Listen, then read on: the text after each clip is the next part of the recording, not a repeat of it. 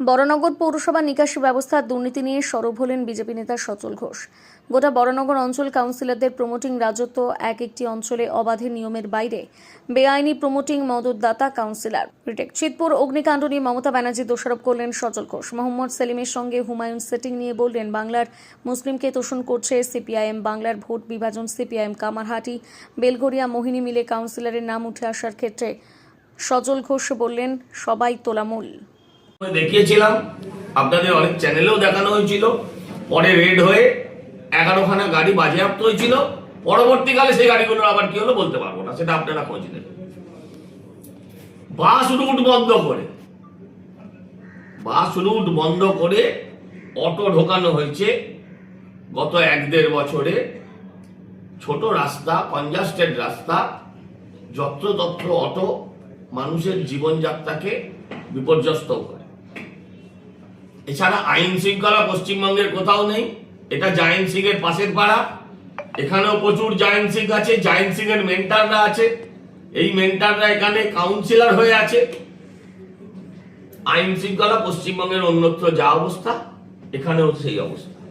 এলাকার স্কুলগুলো, এলাকার সরকারি স্কুলগুলো ঢুকছে গত 15 বছর। এখানে এডুকেশন ইন্ডাস্ট্রি ভীষণ রমরমা।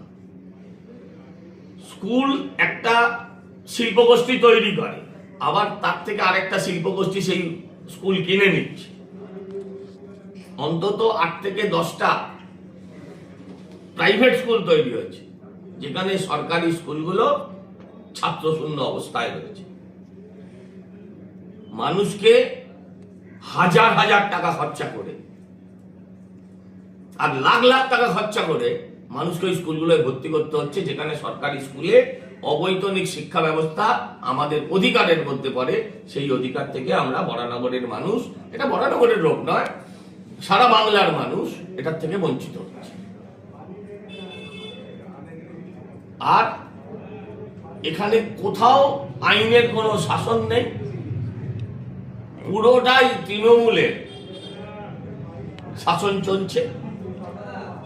আমরা এর আগের নির্বাচনের সময় ভারতীয় জনতা পার্টি মানুষের কাছে দাবি ছিল যে আমাদের 2 বছর সময় দেওয়া হোক, যে স্বাধীনতা 80 বছরের কাছাকাছি হয়ে যাওয়ার পরেও মানুষকে কেন জল কিনে খেতে হবে, কেন এই জলের মধ্যে পড়ে থাকতে হবে। আমাদের ভোট বেড়েছে, আমরা অল্প ভোটে হেরেছি, কিন্তু হবার পর থেকে একখানাও ভালো করে উন্নয়নের কোনো কাজ, ভালো করে শব্দটা বাদ দিন, একটা উন্নয়নের কাজ দেখতে পাই। কয়েকটা জায়গায় এখন ভোট এসছে বলে তাপ্পি দিয়ে রাস্তার ড্যামেজ সারানোর ব্যবস্থা চলে, তাহলে সারাদিন চলে। হ্যাঁ, সেটা সারাদিন চলে। বাংলার এখানকার মানুষ জানে দফা 420 অনুযায়ী এখানে তৃণমূলের ধাপ্পাবাজি, তোলাবাজি, ভোট লুটটা বাদ দিলাম, বরানগরের মানুষের যে প্রধান সমস্যাগুলো সেগুলো আমি আপনাদের সামনে প্রথমে ব্যাখ্যা করব। আপনারা খোঁজ নিয়ে দেখবেন, আপনারা জানেন অনেক। বরানগরের নাগরিক জীবনের প্রধান 2টো সমস্যা, একটা হচ্ছে জমা জল, একটা হচ্ছে পানীয় জল।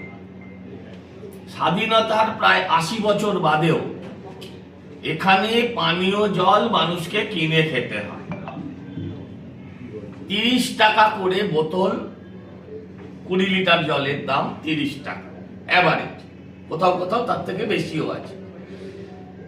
এই জল যেটা তোলা হয় সেটাও অবৈজ্ঞানিক ভাবে মাটিতে বোরিং করে, কোনো রকম ফিল্টারাইজেশন, কোনো রকম সরকারি দেখভাল ছাড়া যার যেখানে ইচ্ছে হয়েছে সে বোরিং মেশিন লাগিয়ে সেই জল তুলছে।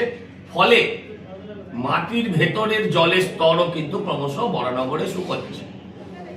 এই জলে আর্সেনিক আছে কিনা বা অন্যান্য কিছু আছে কিনা তার কোনো সরকারি নিয়ন্ত্রণ নেই। লক্ষ্মী ভান্ডার 1000 টাকা, মানুষকে জল কিনতে হয় কমপক্ষে 1000 টাকা, মানে লক্ষ্মী ভান্ডারটা পুরো জলে চলে যায়। দিদি যেন এই বিষয়টা দেখে না, ইংরেজ দিদির কথা। এখানকার তৃণমূলীদের একমাত্র ব্যবসা। এখানে কতগুলো কারখানা আছে, ছিল, RIC, BI, ওয়াটার বক্স, কাটার বুলার, যেগুলো পুরো বরানগরের পুরনো ভোটার লিস্ট অনুযায়ী যে 2 লক্ষর ওপর মানুষের বসবাস, সেই মানুষের বেকারিত্ব দূর করে দিতে পারত।